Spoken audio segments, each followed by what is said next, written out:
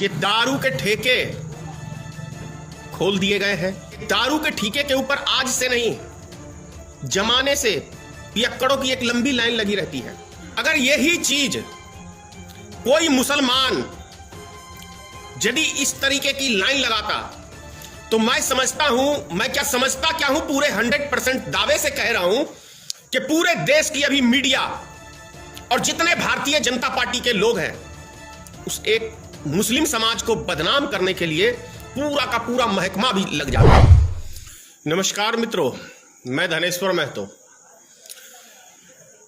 अब मेरे ख्याल से मुझे लगता है कि भारत के एक एक नागरिक को समझ में आ जाना चाहिए कि देश के जो हमारे चुने हुए प्रतिनिधि हैं, प्रधानमंत्री हैं, वो कितने अक्लमंद हैं। आप इस बात से अंदाजा लगा सकते हैं कि दारू के ठेके खोल दिए गए हैं और आप सब जानते हैं कि दारू के ठेके के ऊपर आज से नहीं, जमाने से पियक्कड़ों की एक लंबी लाइन लगी रहती है। अगर यही चीज कोई मुसलमान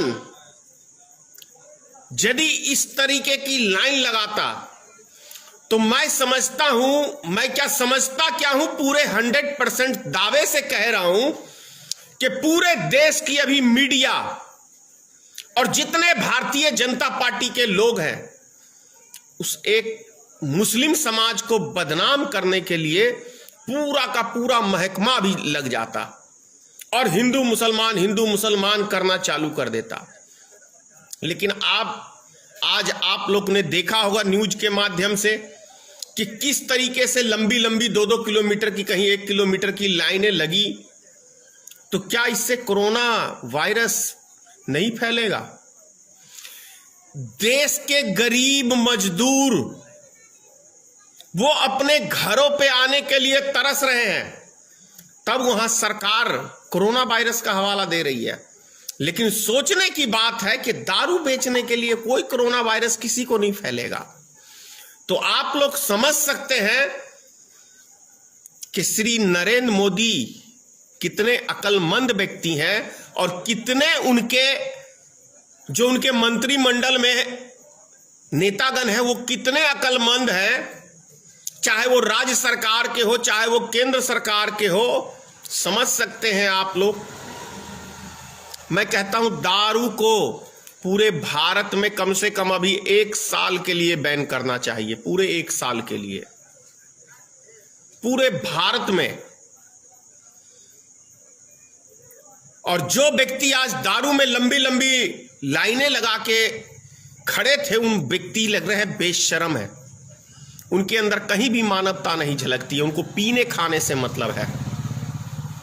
किसी निसहाय की मदद करें सो तो उनसे होगा नहीं, किसी भूखे को खाना खिलाएं, लेकिन दारू पीने के लिए तो भैया आप लाइन में लग गए। तो समझिए, सोचिए कि कोरोना वायरस ऐसे फैलता है।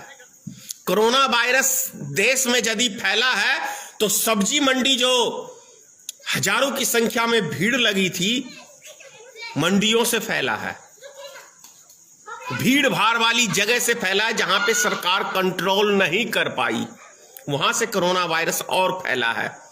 हमारे मधुबनी जिले में नहीं था, नालंदा से ट्रांसफर एक महिला का किया बिहार सरकार ने, लेडीज पुलिस का, उसको कोरोना वायरस था। अब सोचिए कि लॉकडाउन के अंदर ट्रांसफर का क्या मतलब है। समझ में आ रहा है आप लोग को? मैं तो दावे से कह सकता हूं कि कोरोना वायरस हमारे देश के अंदर मास्टर प्लानिंग के तहत फैलाया जा रहा है। इतना ही कहूंगा। जय हिंद, जय भारतीय मित्र पार्टी, सीताराम। मां भगवती हमारी जो एक मूर्खों की जमात सेंटर में बैठी है उसको सतबुद्धि दे और साथ में राज्य सरकारों को भी सतबुद्धि दे, ऐसा ईश्वर से कामना करता हूं। जय मां भगवती, जय हिंद।